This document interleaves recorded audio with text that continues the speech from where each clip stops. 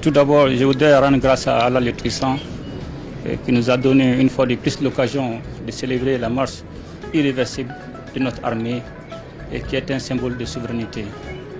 Et c'est aussi avec un immense plaisir en présidant cette cérémonie qui est devenue désormais une tradition bien ancrée dans la vie des forces armées de défense et de sécurité. La remise des épaulettes aux 343 officiers marque non seulement la fin de leur formation, mais le début de leur carrière dans les forces armées de défense et de sécurité. Et cela s'inscrit en droite ligne de la vision des auteurs de la transition, qui est de disposer une armée à la hauteur des menaces qui caractérisent notre environnement national et international. Je voudrais remercier le peuple malien et saluer surtout la résilience du peuple malien qui a très vite compris depuis le début de la transition de soutenir les orientations des outils de la transition et qui est de refonder notre outil de défense.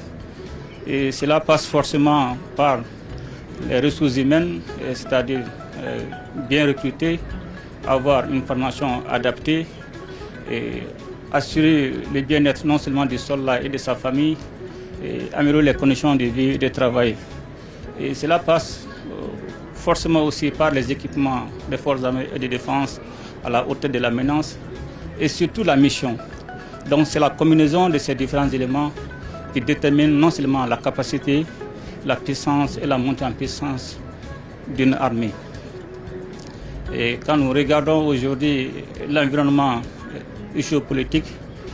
les tensions des groupes armés terroristes auxquels notre pays fait face, et cela exige de nous non seulement de s'adapter de façon permanente, aussi de construire un outil de défense robuste et professionnel, capable de se déployer, de se projeter en tout temps, en tous lieux, en toutes circonstances, pour la défense opérationnelle du territoire national, la sécurité des personnes et de leurs biens, mais surtout de défendre tout ce qui est non seulement la souveraineté économique, comme vous le savez aujourd'hui, avec le changement des objectifs des cibles des groupes armés terroristes, en fonction des orientations de leurs sponsors étrangers, nous devons non seulement nous adapter, et surtout construire une armée digne de ce nom, capable d'assurer la défense de la patrie. Aux officiers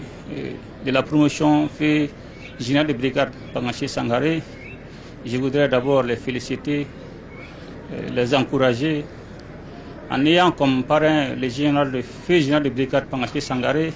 qui a été un modèle, une référence dans notre armée. Et il a gravé tous les échelons, du nouveau chef de peloton jusqu'au chef général des armées, chose rare dans notre armée. Donc ils sont désormais appelés non seulement à ne pas démériter, à faire preuve de leadership, d'engagement et surtout de professionnalisme.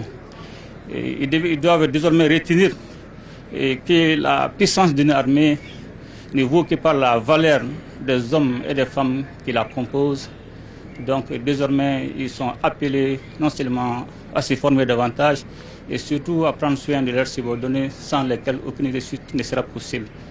Donc je voudrais les demander que face à la complicité et à la menace terroriste, ils doivent avoir un esprit de sacrifice, un engagement constant, et surtout une détermination et une dignité face à l'adversité.